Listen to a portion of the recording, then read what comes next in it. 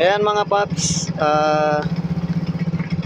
chinarge lang natin yung battery kasi kahapon talagang 4 volts lang to kahapon.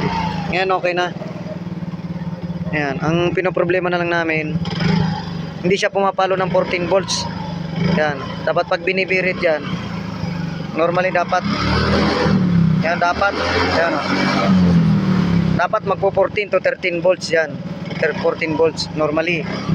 Dapat ganun pag magcha-charge. Ayan, may binili kaming switch sa kanan kasi basag na to. Papalitan natin. Ito.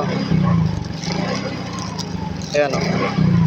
Papalitan natin. So magkaiba sila ng kulay. Siguro next time. Ayan. Lagyan natin to mamaya. Okay. Baklasin natin yung tornilyo na to. Baklasin natin to. Okay, let's go.